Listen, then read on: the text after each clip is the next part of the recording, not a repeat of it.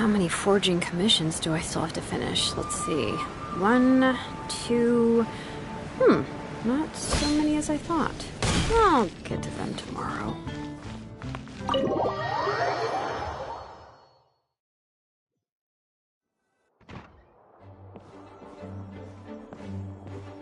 Whoa! This is way too many books!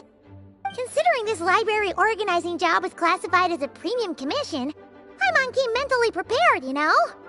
But seeing it in person is something else. Why, if it isn't Cutie and Paimon? What brings you back to Mondstadt? Let me guess. You missed me so much you just had to come visit. Is that it? You've become quite the flatterer since we last saw each other, haven't you? Found you! We were starting to think you weren't clocking in today. Well, I wasn't planning to.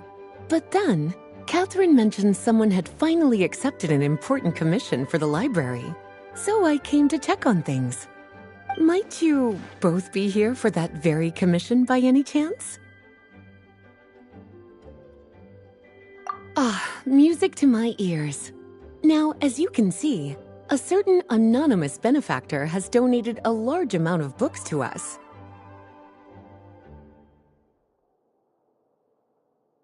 Imagine my surprise when a glance down the book list revealed that each one would be an entirely new addition to our collection. There are books of all different kinds, including quite a few that are banned. Troublesome, I know. So this wasn't an odd job I could trust to just anyone. And sorting them myself? My, what a headache that would be. It would take ages. All that to say, I'm very relieved to see you here. I would treat you to some tea, of course, but looking at the state of this place, perhaps another time, yes? Don't worry, just leave the commission to us.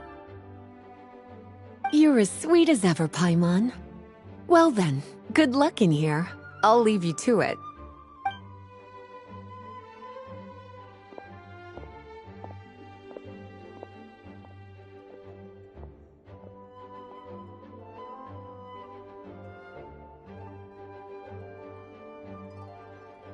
Finally! We made it to the last stack!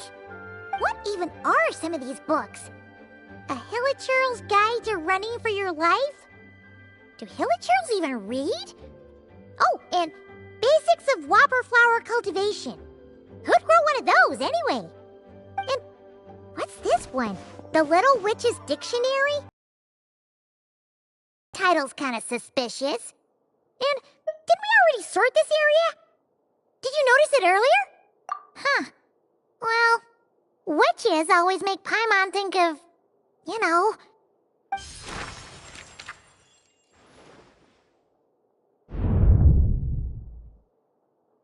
Yoo-hoo! Looking for me? Alice? How did you get in here? You must not have noticed, Paimon. I wasn't the one who barged in at all. When you opened that dictionary, you entered a mage's domain. What? Ugh! Paimon knew that book had issues. Have you ever read the storybook, The Little Witch and the Undying Fire, by any chance?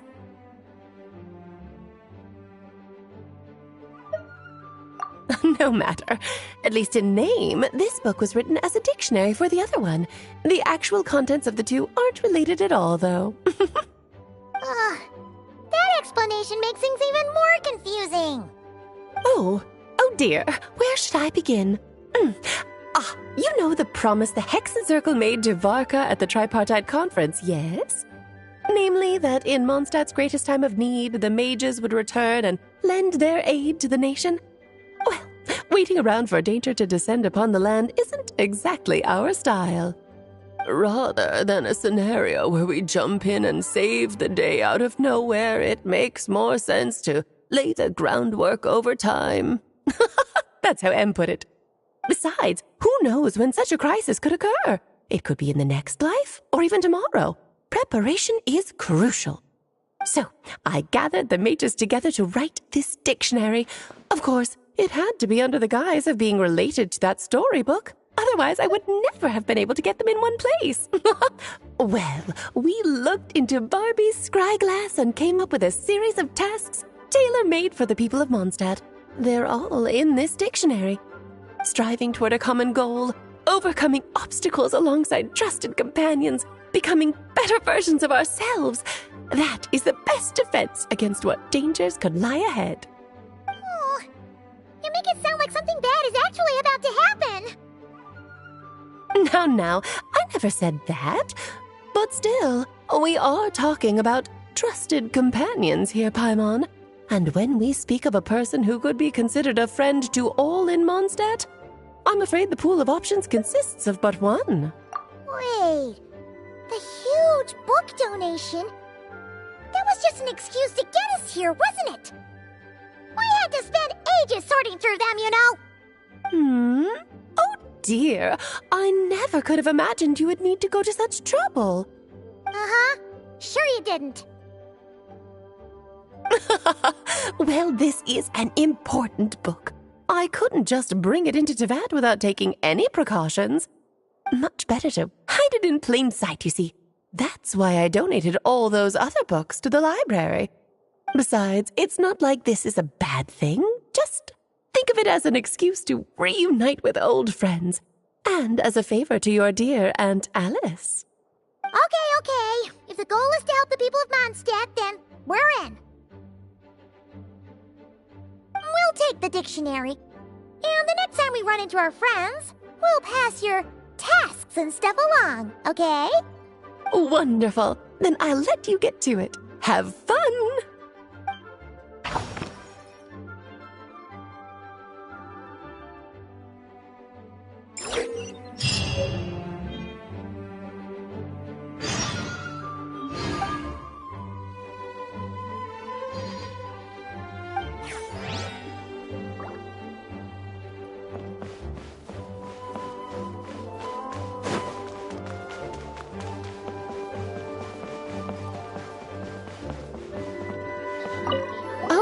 You finished sorting already? That went much faster than I expected. Now then, what would you like in return, cutie? You freed up my whole afternoon helping me with that. How about we spend it together? Ah, so you noticed too. Such strange names, and even stranger contents. Not to mention, this is the largest library in Northern Teyvat, and I didn't recognize a single title on the list. I just don't see how that's possible. Unless... Actually, we just ran into... Trouble, I presume? I think I'll steer clear if it's all the same to you. Besides, if a book exists in this world, then there's a place for them in this library. Better for them to remain here than end up in the hands of someone more... suspect. Anyway, here's your payment. Thanks again for all the help.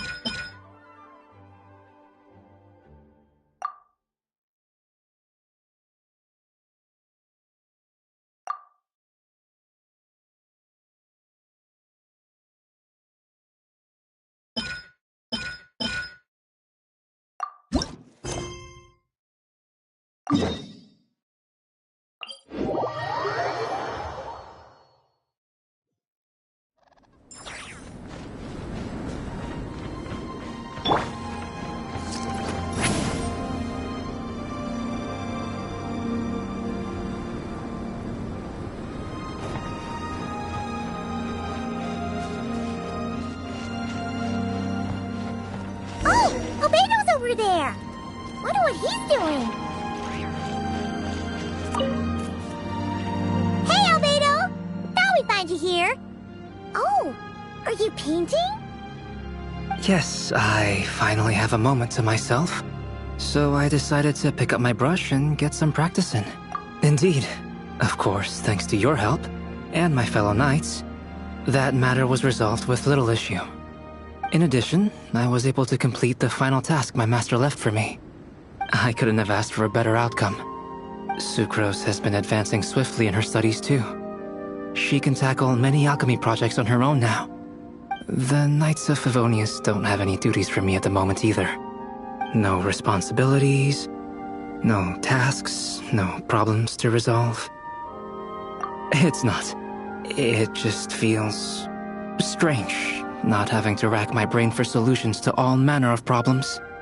To be quite honest, I'm finding the idle life a bit hard to get used to. I keep finding myself considering if there might be other issues that need solving. But, unfortunately for me, Mondstadt seems perfectly problem-free at the moment. There's nothing wrong with enjoying a bit of me time. Nothing good comes from working yourself to the bone. But if you're really that bored, you can come hang out with us. Paimon will teach you the true art of doing nothing. Well, I suppose I should learn from the best. Traveler, don't say things like that. You're gonna jinx us. Strange to see you so idle, Albedo.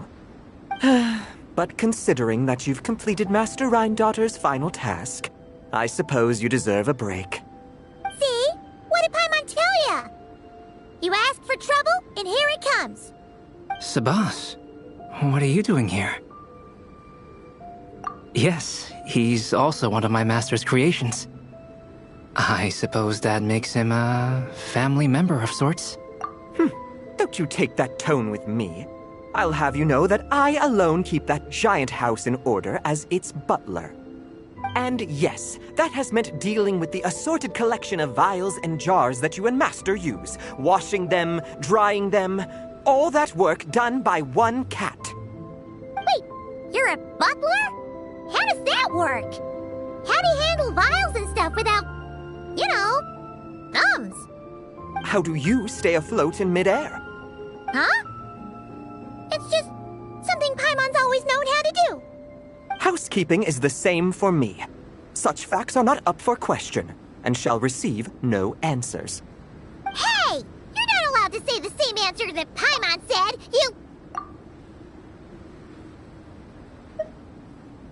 Ugh. Sure. But don't expect Paimon to listen to his rambling. Allow me to get to the point, then. I'm here at Master Rhindaughter's request. She has a message for me to pass along. Ahem. Dearest Albedo, in regard to that task I set for you, your discovery of an answer that you can accept is most delightful.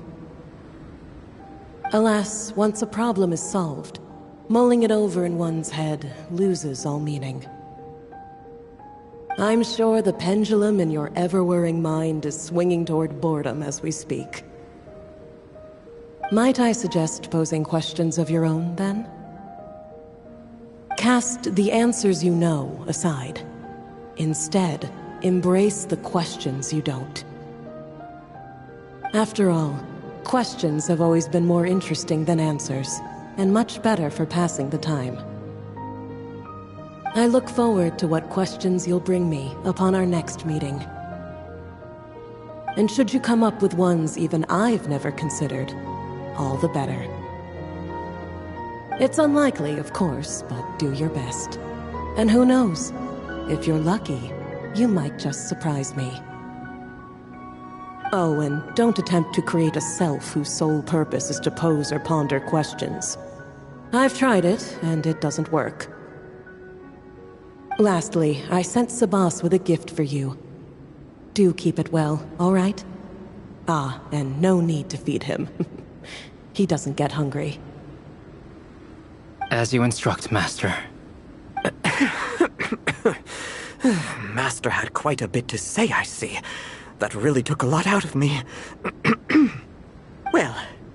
I've passed the message along, so I shan't tarry in this frozen death trap for a second longer. I need to deliver a separate message to Mondstadt at any rate. Huh. Who else would have a connection to Rhindaughter and Mondstadt? Oh! Although his birth was rather recent, Master Rhindaughter has long foreseen what his task should be. But I digress. I shall be on my way. If I stay here a second longer, my tail might turn into an icicle. Your gift from Master Rhindaughter is on the table. Use it well. You know, Albedo, your family gets more confusing by the second.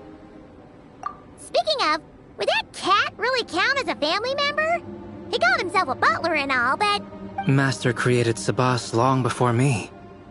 By the standards of a normal family, that would make him my elder, I suppose. Of course, my family could scarcely be considered normal. So, by that logic, that type of relationship holds little meaning. At the same time, Sabas did look after me quite a bit back in the day, helping me tidy up various vials and jars. He even modeled for my sketches at times. Wait a second. The cat you drew today... That's him then, isn't it? Yes. Whenever I need to think, I turn to drawing, and let my subconscious take over. It always helps me sort my thoughts out. And for some reason, I often wind up choosing a portrait of Sabas. I have drawn so many at this point that it's become second nature. Thus, this leaves my mind free to consider other things.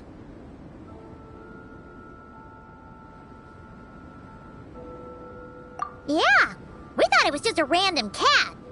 Guess he was a way bigger deal than we thought. Well, now you know his real name. I can tell you more stories about him sometime, if you like.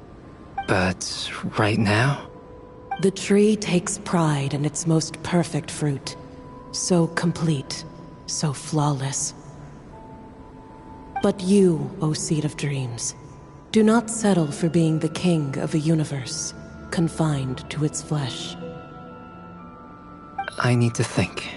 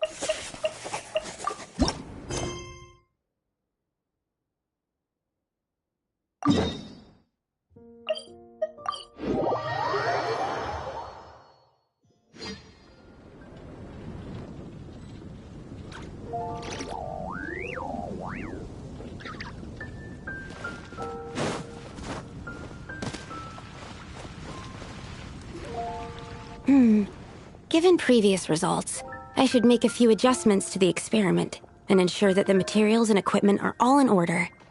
As for the potion I need to make... Oh, Traveler, Paimon, what brings you here? We're here to help with your task. We wanted to see if you could use some extra hands. My task? Oh, you mean the one Mr. Albedo told me about? The one from the Hexen Circle? Well, you're just in time. The experiment is ongoing, and I was just about to work on it. Ongoing? So, you've been working on it all this time? Yes. It aligns with other research topics I've been working on, so it hasn't been too much extra work. Still... What? Is there a problem with the experiment? I've been unsuccessful so far. Oh, so it keeps failing, huh? It's not as simple as just failing. The whole theoretical framework behind this task is a bit more complicated than I imagined.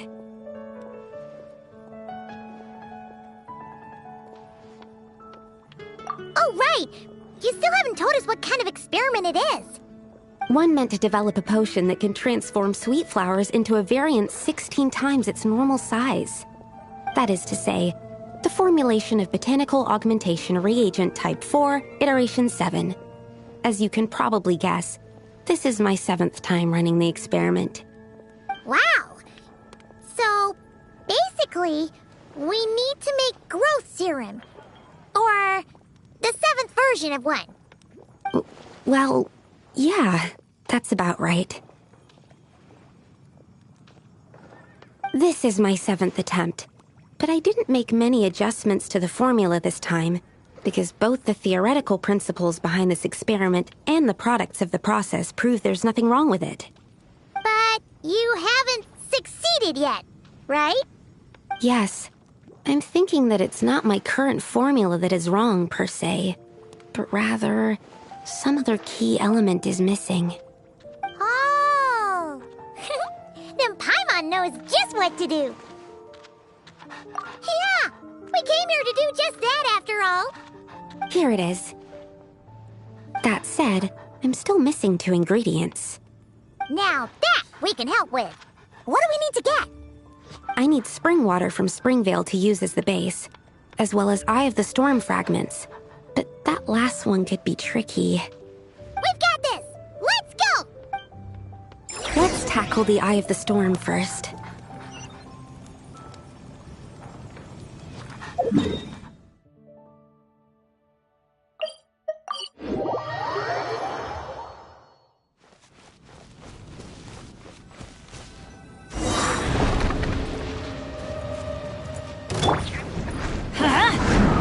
Teamwork is dreamwork! Letting brave names echo! Get to work! Fulfill our pact! Suffer the wrath of Eastleigh! Pyroclastic surge!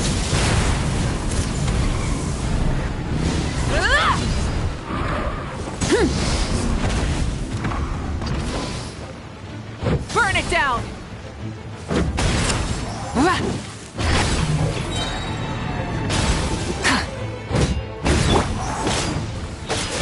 Get to work! Alright, that's the first ingredient done! Wow, you 2 work fast. That step usually takes me forever. We can get the spring water down there.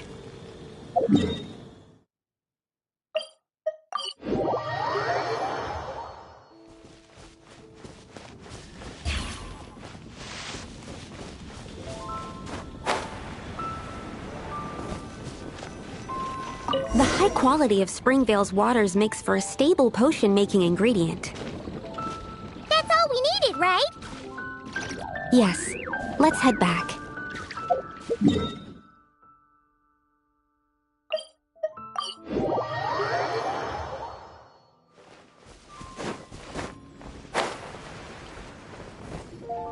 All right, the ingredients are ready and the cauldron is just over there, so we should be good to go. But, Is something wrong? No. It's just... Do you mind if I watch from the side? Just for the purposes of accurate recording, I mean. I know lots of people don't like being scrutinized during experiments, so...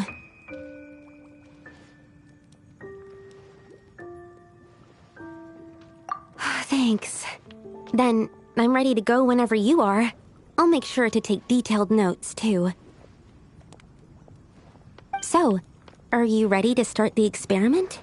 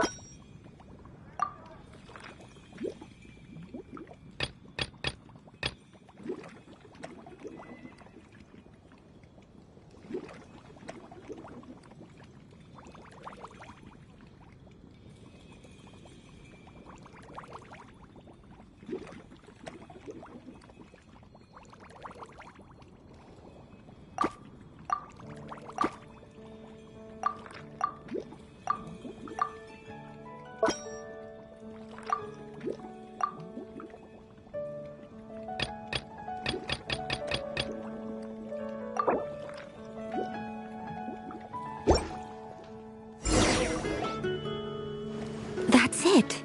Your execution was perfect. Really? Yes, I don't see any flaws in the brewing at all. Let me extract some and test the product's composition. One moment. Yes, like I said, flawless execution. The potion is perfect. It's exactly what I was expecting. So? Was the 7th time the charm? Upon examination, it seems identical to the previous 6 iterations. Oh! Wouldn't that make the results identical? Not necessarily. Experimental outcomes can differ even with similar variables all around. You never know what the result will be. That's what makes experiments valuable in the first place. Come, let's test this thing out.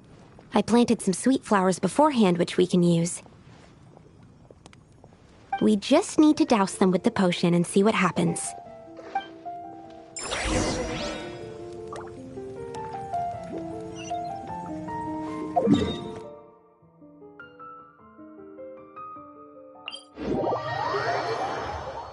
Whoa. I've never seen this stuff before.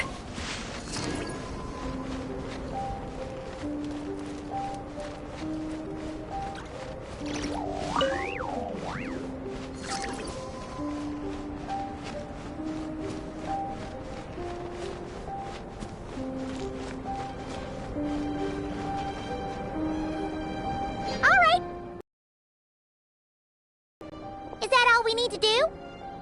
Yep. The flowers need to fully absorb the potion, so it might take some time before we see a reaction. What happens then?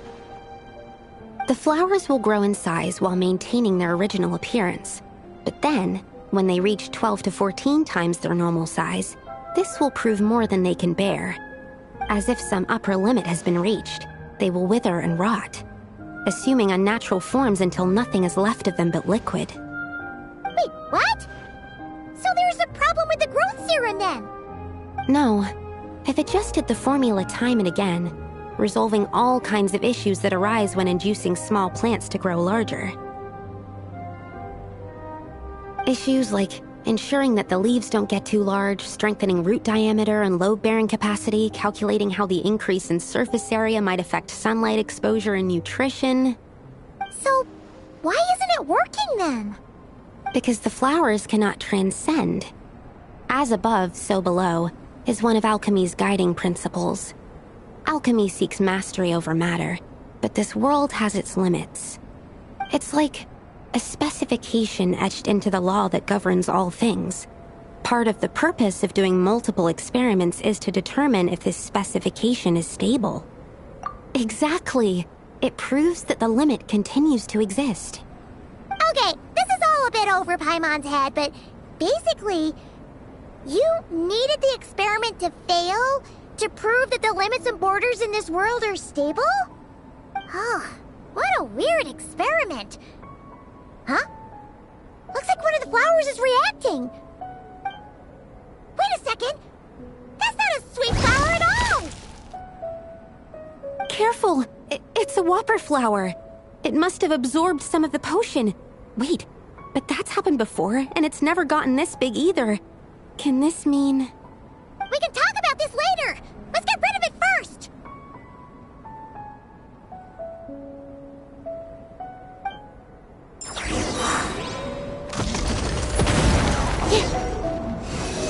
Animal hypostasis and you... Everybody stand back! You two! Time to end them! Let the magic's veins boil! Bring it! Wrath from the sky! Incinerate! Phew, we did it. Even at that size, a whopper flower is just a whopper flower. But, was it supposed to get that big? I could only make a rough estimate during the battle, but it looked at least 16 times its original size, maybe even larger. This means that the experiment worked. Wait, but isn't that a good thing? I'm still not sure what the implications are, but if further attempts succeed in reproducing this result, that means that something's different. Perhaps the limits and laws of this world are changing due to some unknown factor. I can't say if that's good or bad, but from an alchemical perspective at least, expanded boundaries means that more possibilities are now open to us. Either way, this brings my task to an end. Seems so. That said, it could also be an effect of the person who made the potion. There could also have been something special about this particular whopper flower. There's a lot that still needs to be confirmed, so I suppose this task opens the way for further questions. Well, we're here if you ever need some help.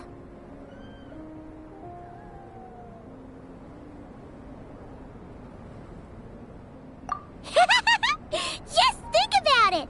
Paimon could probably beat a whole gang of treasure hoarders to a pulp if you were 16 times bigger! I have my doubts. The only reason the serum worked on the whopper flower was because its internal structure was similar enough to a sweet flower. If you drank some, you might become 16 times bigger, but you might also turn into a plant-based life form. Yeah, nope. That's not happening then. Oh, by the way, Paimon wanted to ask, why is all your research focused on things like sweet flowers and sunsettias? Oh, that's simple. Both sunsettias and sweet flower nectar taste sweet. So in that sense, accidentally making a whopper flower 16 times bigger comes with a hidden benefit. Because whopper flower nectar... Tastes exactly like sweet flowers? That's right. Once I've extracted the sugar from the nectar, I'll give you some. You get it!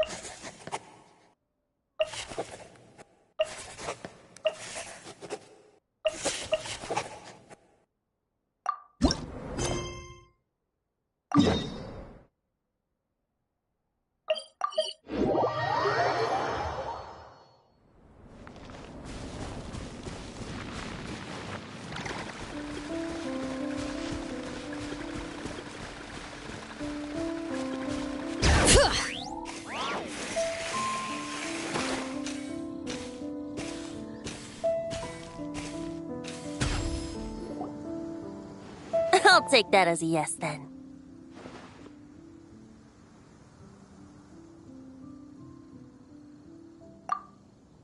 Ah, finally, you're here! Do you have a message for me from someone by any chance? There's not a single prophecy about you in that dictionary. That's what you were about to say, right? Oh? One moment, then.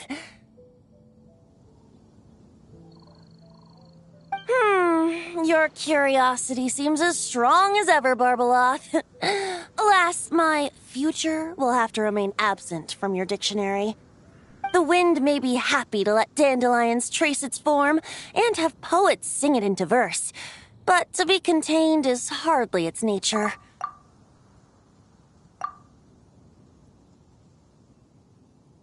So, dear Barbeloth, please do set your pen down. Words heard on the wind are not meant to be recorded on the page. If you're truly interested in this legend, allow me to fashion it into a poem. I'll be sure to share it with you ladies at our next tea party. Barbeloth has always been a reasonable person, and I believe she heard my request. As such, our conversation should be free from interruptions for now. Wait! Barbeloth was listening in just now? Paimon didn't notice a thing! Well, she is a Hexenzirkel mage. They all have quite a few tricks up their sleeves. Still, you noticed right away and even got her to leave us alone. Doesn't that make you the real master at cards here? Given the various practical factors at play, I'd call myself a master with limits. There you go, being all secretive again. Well, anyway, there wasn't a single thing about you in that dictionary. You being here is enough.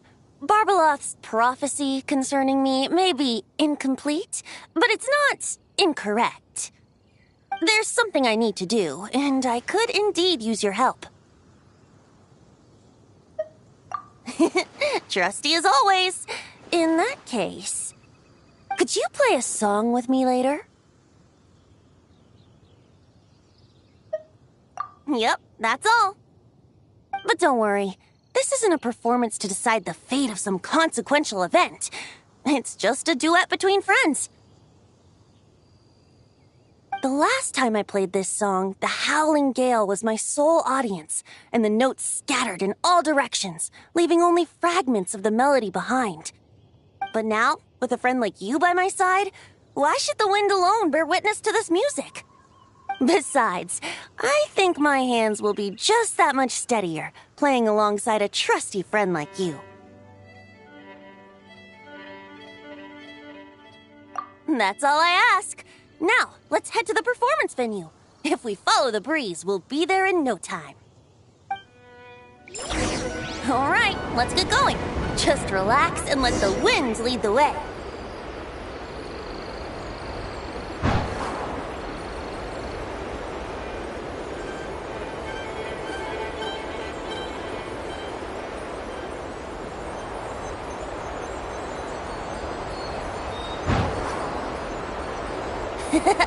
No need to hold your breath.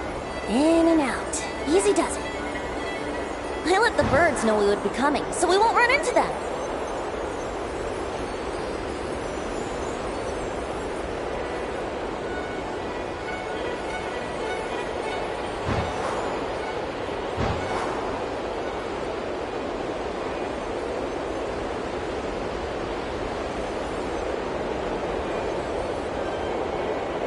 Don't worry, it's just a little ocean spray.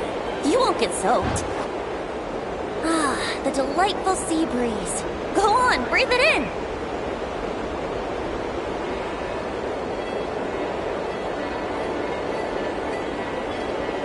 We're almost there.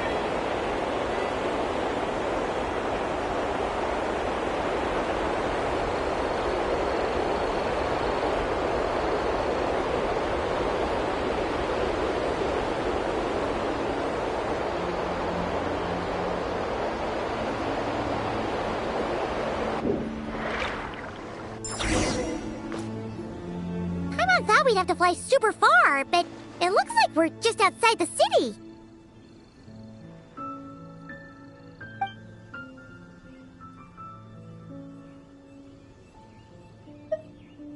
Not always. It was once an isle like any other. An ordinary, unassuming aggregation of sand and gravel. That is, until seeds of stories were brought here by the wind and cultivated by time. And in due course, the wind brought forth new tales, and time caused them to grow into legends. So with that, allow me to welcome you in truth to this island favored by time, traveler. This is the place where time and wind met in the distant past. Whoa, whoa, whoa! You suddenly sound so serious, Tone-Deaf Bard. Paimon's not sure she's following this conversation anymore either. Fret not, dear Paimon. The best stories always start with a bit of suspense and intrigue. I told you about this before, remember? About how I encountered Time at the Thousand Winds Temple and received some help? Well, it was because of Time's help that those first winds of freedom were able to blow so strongly. But forceful gales like that are most suited to wiping things clean, not helping things grow. So, after a few crises in Mondstadt were resolved, I made the winds gentler. Just strong enough to bolster the people in times of need without knocking them off their feet.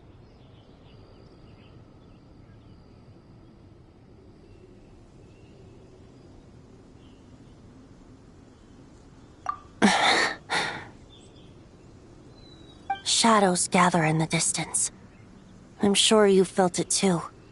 I've heard about the Pyro Archon's face-off with the ruler of death, Renova, and what happened to the Fatui Harbinger, the captain.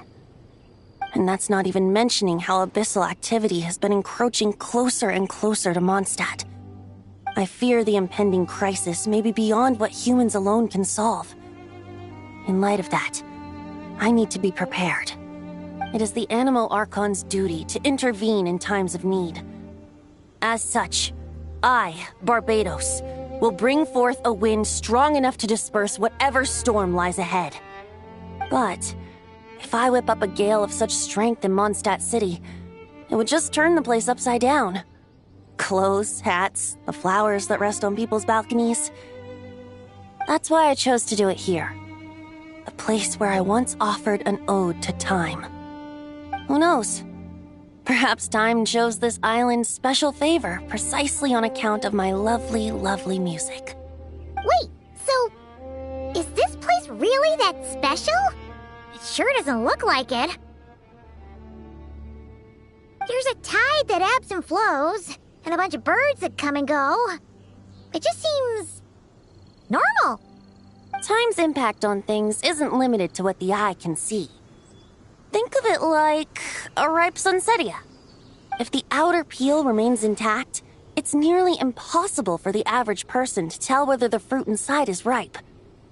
But even the tiniest hole in said peel will cause the fruit to rot, starting from that spot. Nestled in the hands of time, not one blemish marks this island's peel. Thus, time's influence on its very essence remains hidden to all. At the most fundamental level, of course, all things that lack time's favor will be erased at some point. But with the power that remains here, I can leverage time to draw a boundary around the wind. That way, the outside world won't notice a thing, no matter how powerful of a gale I whip up here. Of course, as the one requesting help, I should offer something in return. That's why I invited you here, traveler. So we could perform an ode to time together. Just let me know when you're ready. Oh, and I can lend you an instrument if you need one.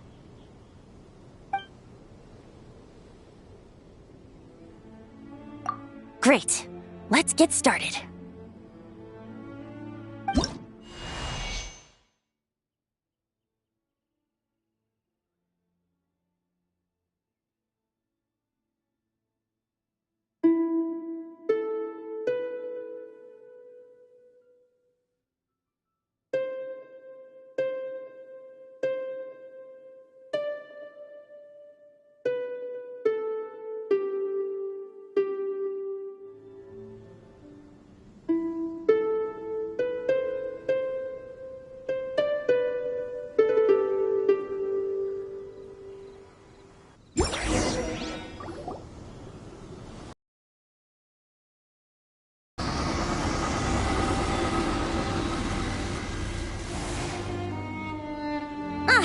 Looks like our music has moved some in our audience to step on stage. But that's against concert rules, so let's usher them out.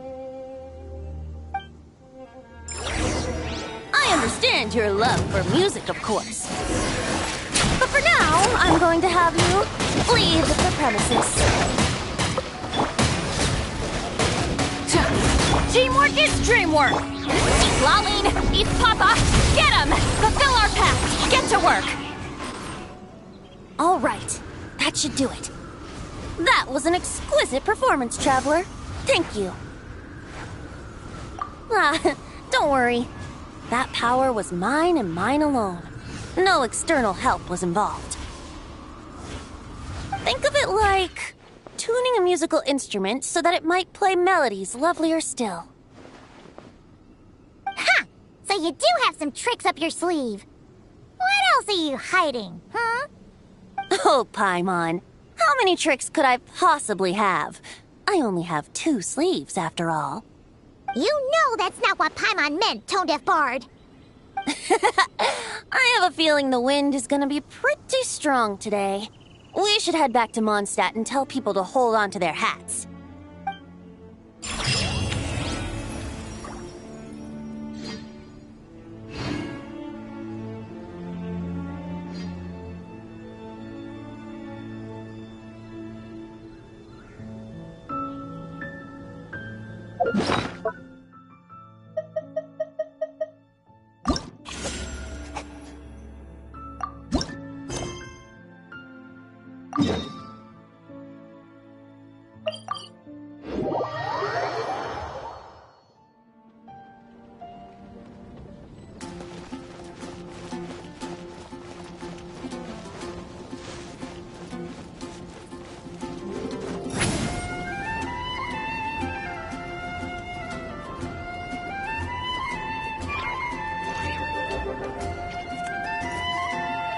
Mona! We have something for you. Oh, Traveler Paimon! You're full of energy today. You have something for me, you said? Is it some quick and easy way to make Mora by any chance? Well, actually, it's some kind of task from your master. Yeah, that's a hard no. But I guess I don't have a choice, huh? An enterprising spirit is important and all that. I just know it's going to be torture, though. I know that old hag all too well. Why don't you just take a look first? Huh. This book doesn't seem so special to me. Oh, whoa! Letters just fell out of it. Oh, maybe she's trying to reconcile with you? No idea. Either way, it looks like I'm supposed to open these 3 letters in order. Well, let's start with the first one. If this is her task, it should be okay for us all to read. Come on, let's see what this is about. Oh, how long it's been, my student. I'm afraid to report that getting up and about is becoming harder and harder these days. The sympathy card. She could have tried to make it sound a bit more genuine at least. Remember when I would chase you and you would run for dear life, trying to use that hydro phantom of yours to distract me? Oh, seems like it was just yesterday. Now you're off on your own, and I laze the days away in my rocking chair. I really should get some exercise again. Well, then get it some other way, you old hag. Now, I'm sure you're curious as to the purpose of this letter. And to that, I say this. If you want to learn how to predict the fate of an entire kingdom, or even the entire world, head to Sumeru and search for the gate to an underground kingdom. Once there, open the second letter. Huh. But she knows how to lure people in, that's for sure. Is she serious about passing on her secret technique? Guess she really is getting old. You two have such a weird dynamic. When you talk about sentimental stuff, you fight. But when it comes to dry academic stuff, you get all emotional.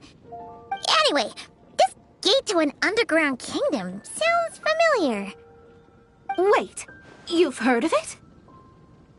Yeah, it should be the same one we're thinking of. Perfect. I don't even need to investigate then. Oh, that means no hired guide, no lodging, no shelling out Mora left and right. Come on, there's no time to waste. Let's go. And since you didn't mention a transportation fee just now, Paimon's guessing that means... Yep, same method as usual. Let's go.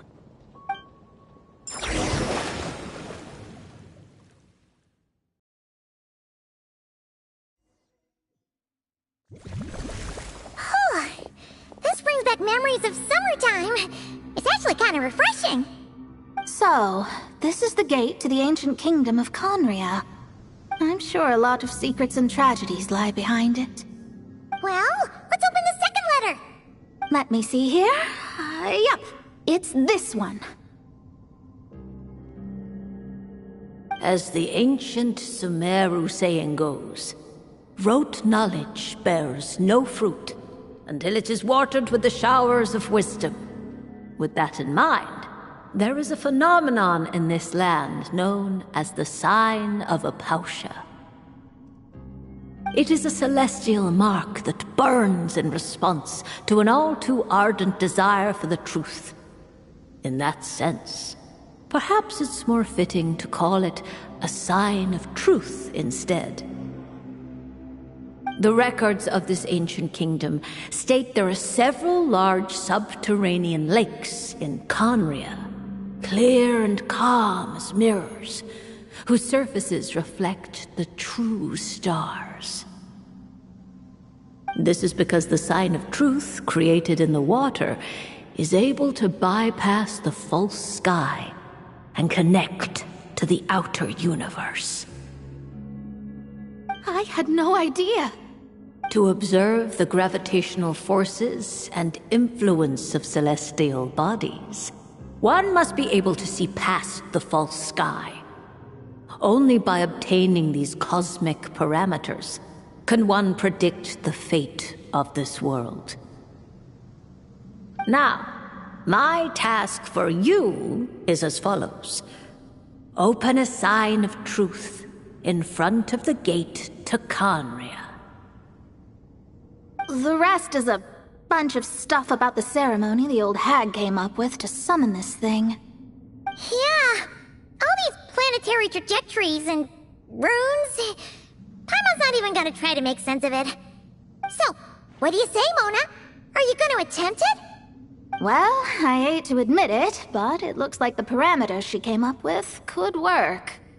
Frankly, this prospect is quite exciting, and heading back now will just cost me another night of lodging, so no better time than the present. Emissaries of the enduring stars, wanderers over ecliptic and equatorial planes, radiant celestial brethren. Traverse the twisted paths of the cavernous void. I, Mona Magistus the Astrologist, invoke the power of Hydro to balance the scales.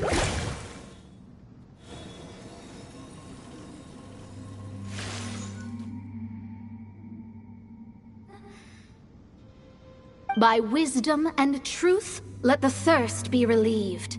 I, Mona Magistus, the Astrologist, summon you, O stars, to stand before me! Did it work? Ah! Monsters! How did that happen? No dice. The sign of truth only opened long enough for the monsters to slip through. Darn it. I didn't get a glimpse of the real stars at all. Whatever. I'll just take it out on you! The ceremony failed, but the old hag's new theory seems workable. I have a better grasp of hydromancy now, and the perfect test subjects to test it on.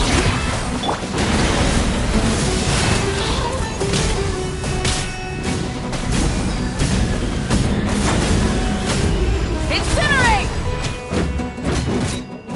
Light it up!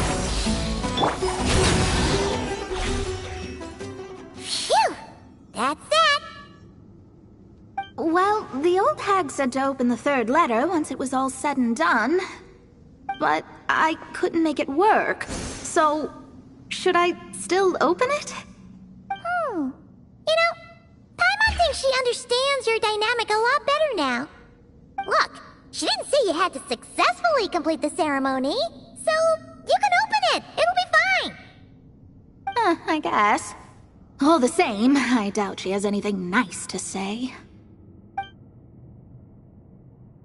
If you're reading this, it means you attempted to open the sign of truth. Seriously, I can't believe you actually tried it. What are you laughing at, you old hag? Conria was home to several lakes of stars, rendering the fabric of space in that area comparatively unstable.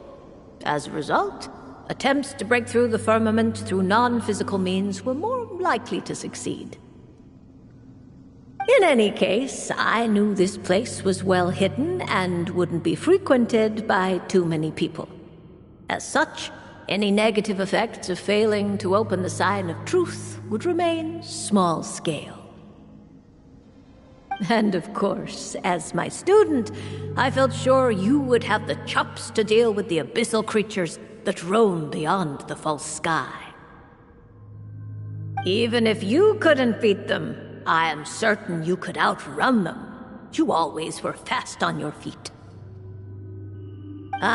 Connecting hydromancy to the kind of wisdom that quenches thirst. Truly, my genius knows no bounds.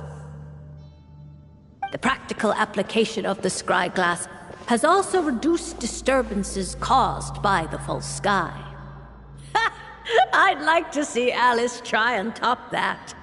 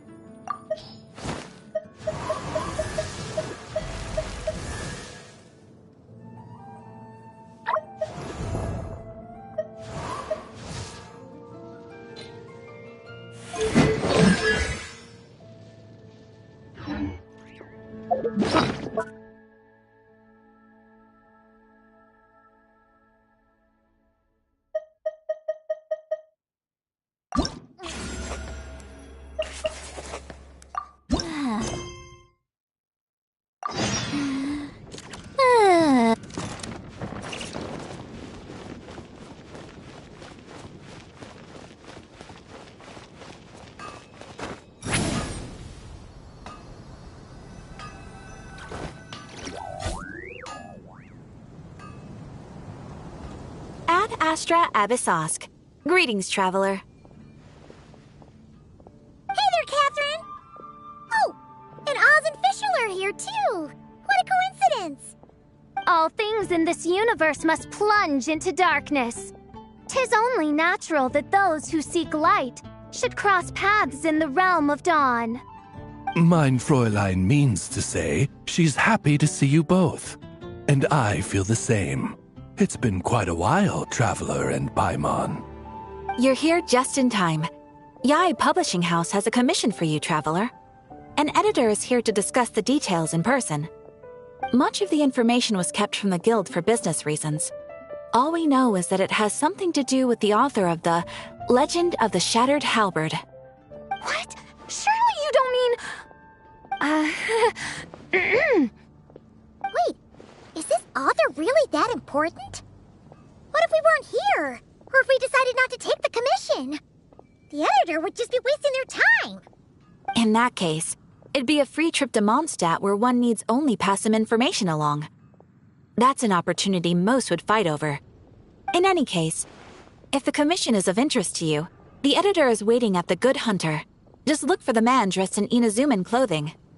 Hold on! Halt thy steps, good traveler. Fate cast you upon the tides of the world, but not for you to stand alone in the face of its desolation. Nay, you step forth onto the path of the Immernachtreich. What mein Fräulein means to say is, she would like to go with you.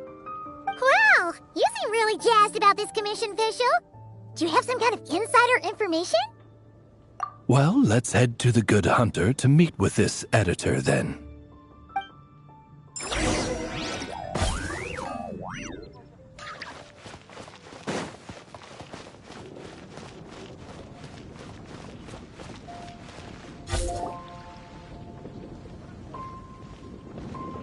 Alright, let's see who lucked out and got this free trip to Mondstadt.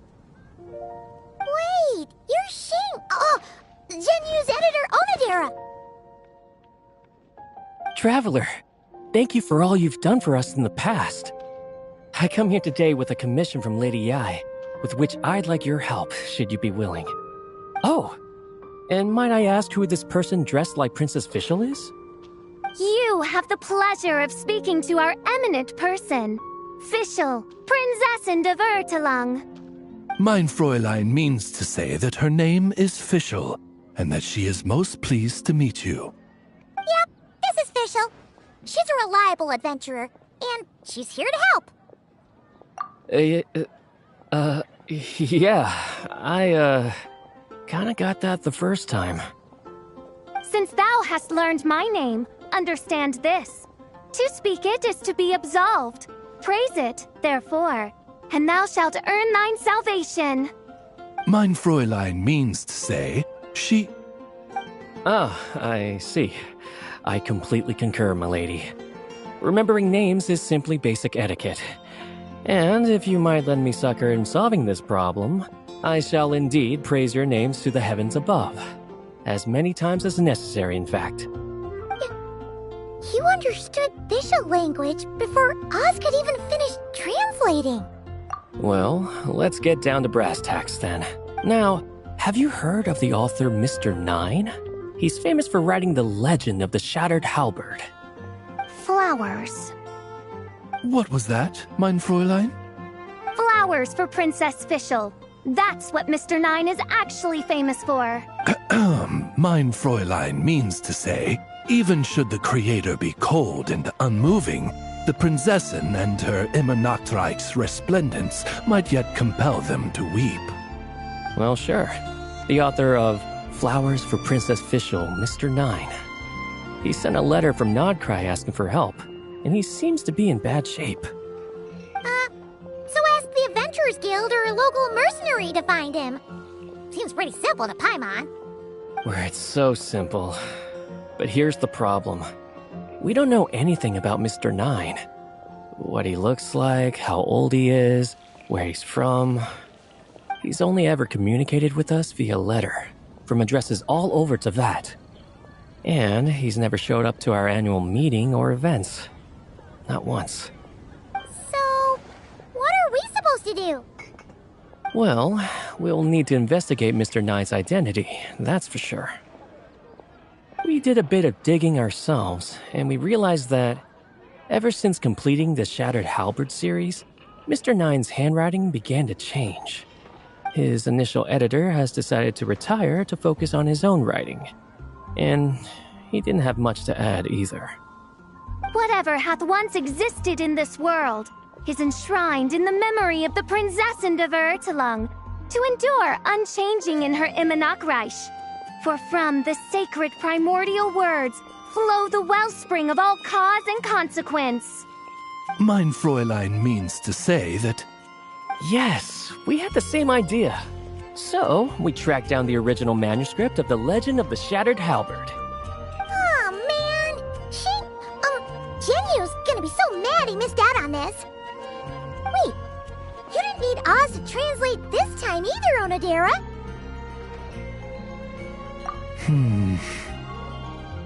Osvaldo Hafnavines, hast thou perceived something? No such Henry exists, mein Fräulein. I sense a faint, elusive resonance. Something akin to the magnetic field, gravitational force, and threads of cause and effect that surround you, mein Fräulein. Isn't that interesting? Well, in the end, our only takeaway was that the design and craftsmanship of the paper point to it coming from Qingse village in Liyue. Huh. Could Mr. Nine be from Liyue then? No, wait. If we're talking authors from Qingse village specifically... No, it couldn't be. Could it? Chong the Ninth? Ah, I've heard of him. He won a Best New Author award for the first apprentice of Guhua. It matters not. Though the Saint of Tears and the Saint of Atonement perform manifold labors on divergent principles, their power flows but from a single source. Mr. Onodera, if you please. Wait, Oz? It's great that you trust Onodera and all, but we're still in the dark over here. You speak true, mein Prinzessin. Even if Chong the Ninth doesn't turn out to be Mr. Nine, he's still an author, and he could have had contact with him. I think it's a good place to start. Yeah. Well, either way, I appreciate the help. I'm counting on you.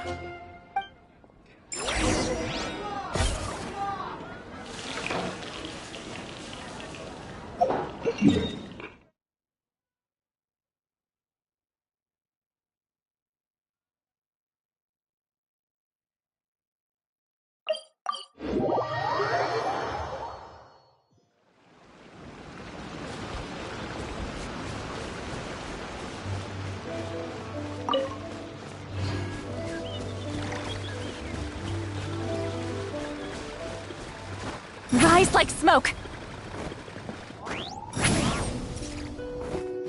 I'm tired already.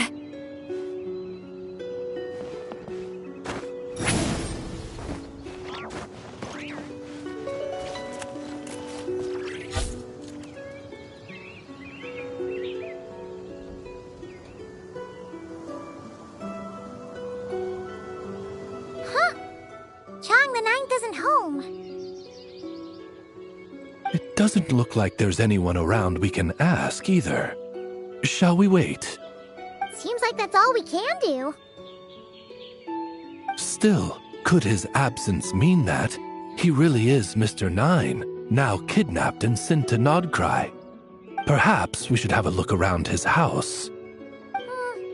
Barging in without permission seems wrong. But if he really is Mr. Nine, then... Okay, let's do it!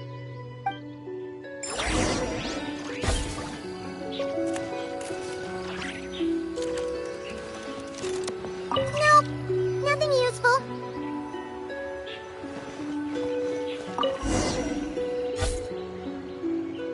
Just seems like a bunch of ordinary stuff.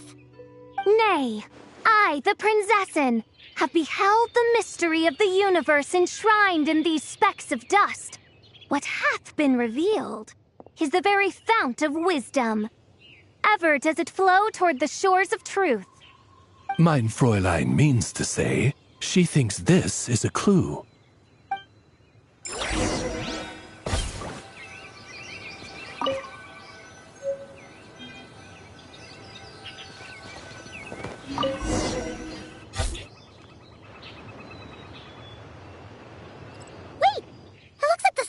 Overturned. Oh no. Did some kind of overzealous fan have buried him in here? Maybe we should call him Millilith. What do you think, Traveler? It's all right, Paimon. Mr. Nine's most zealous fan happens to be right here. And since Mein Fräulein would never do anyone harm, I'm certain the same is true of his other less avid supporters.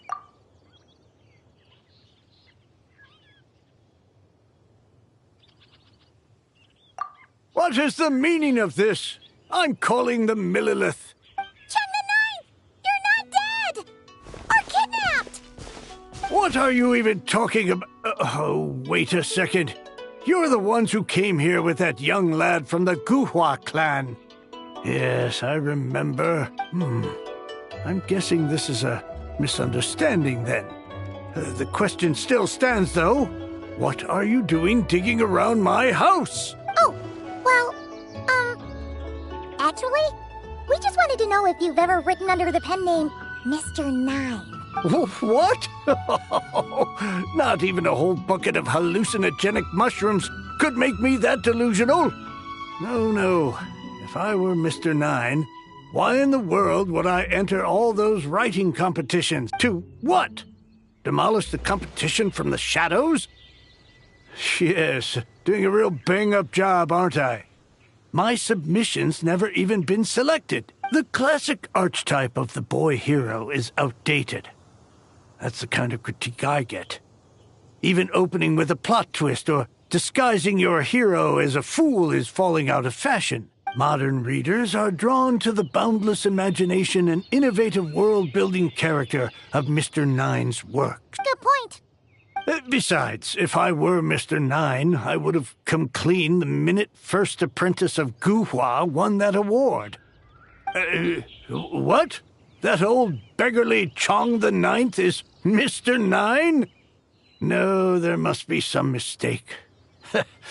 What a sight that would have been. Yeah, and when we were here with Shinjo that one time, you talked up the legend of the Shattered Halberd a lot. If you were the one who wrote it, that'd be like Jean complimenting herself for being a good knight. It just doesn't add up. In any case, while this gentleman isn't the Mr. Nine we're looking for, I sense something of interest on his person. It's a peculiar signature. The same threads of fate I sensed on you, mein Fräulein, and on the manuscript.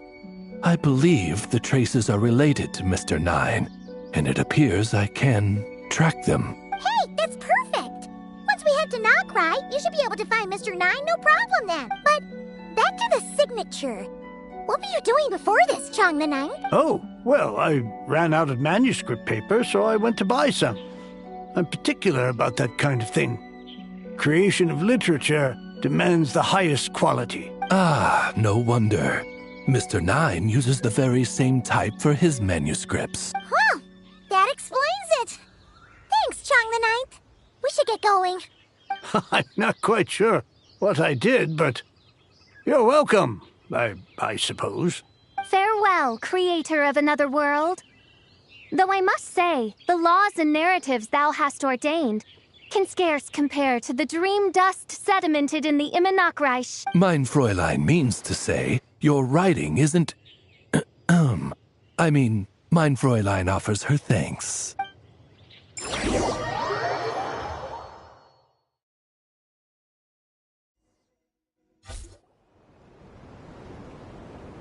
It should be up ahead. Wait, did something attack that Sealy? Something doesn't seem right here. And it bears the same signature I sensed before. Then it would seem fate has dictated our path for us.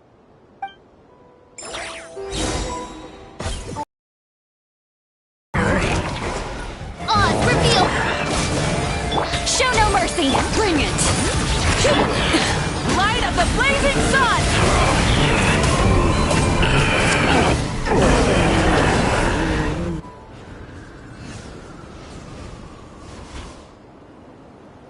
Huh. Looks like the Sealy is showing us the way.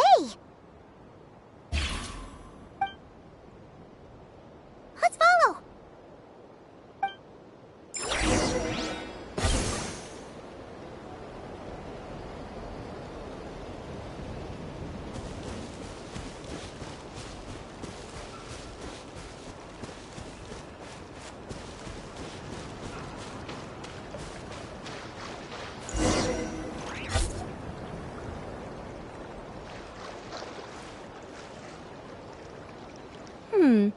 What are you doing here?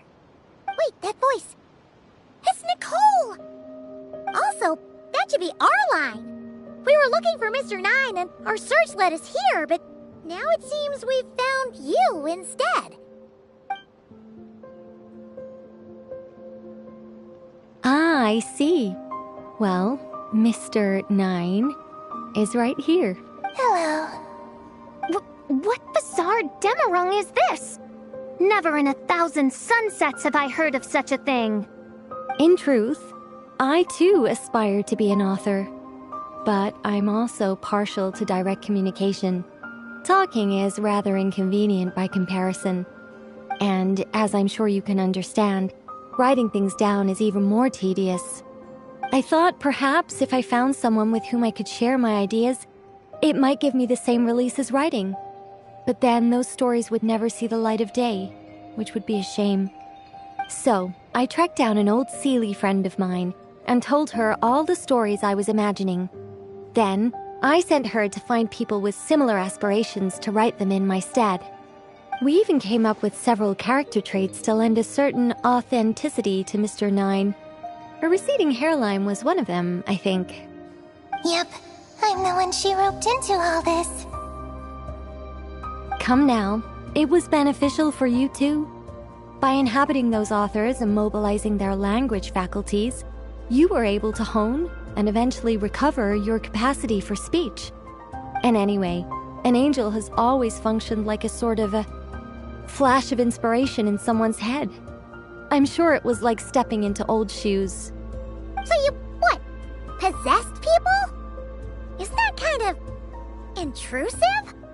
Oh, it's fine. She did it while they were sleeping.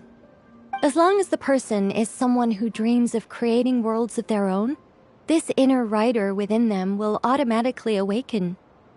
Wait, but what about the letter and the strange intuitions Oz has been having? Nicole sent me to monitor the situation in Notcry. And it's super dangerous, okay? So I needed some help. It's not like I have the knowledge or power of the heavens anymore. As for your friend over here? Well, you see, when writing a story, It's not uncommon to incorporate certain half-true details.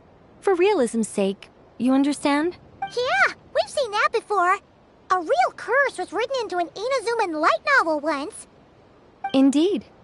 In a similar vein, Mr. Nine's stories are full of metaphors, including one for the creation of life. What it describes isn't made up, per se. We just never imagined someone would actually manage to use it. Until you came along, young lady. Mein Fräulein is speechless.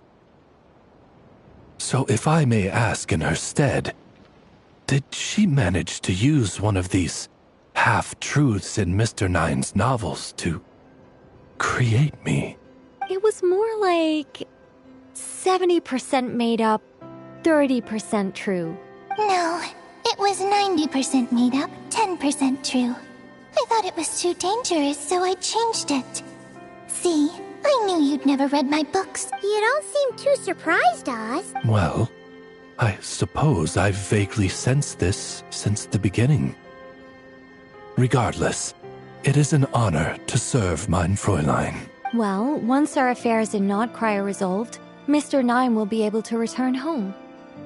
Yes, just tell them that when you return. I don't want to be your eyes here. It's too dangerous. Oh, but, while you're at it, could you pass a message along to that guy in Chingsa village? I've been splitting the royalties with him 90-10. His share's been buried in his yard all these years. Wait, what do you use the Mora for? I bury it, and then lead people to the treasure. Guiding people is in our nature. It's what I love to do. Feel free to come search for my personal stash someday. I've buried it at the furthest end of the Immernachtreich. I will. I absolutely will. Mein Fräulein? And, I just want to say that I really like your books, Mr. Nine. What mein Fräulein means is, though the cosmos stretch forth in unending darkness, yet shall come an hour when all things shine. I'm glad to hear it. All in all, it seems you've already found my greatest treasure. All right, that settles that. Now, I need to have a quick argument with Mr. Nine about who really deserves to be considered first author. Absolutely not.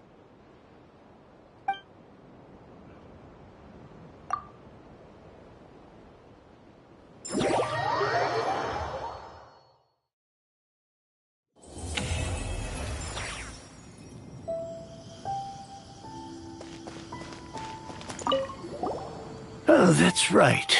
Just channel Mr. Nine. How would he write this particular essay? Hey, Chang the Ninth! We have something for you! Oh? What? Where did all this Mora come from? About that. So, the thing is... Right. Mr. Nine really admires your work, so he decided to fund your writing career. Wait, what? So, channeling Mr. Nine actually worked. I can't believe it.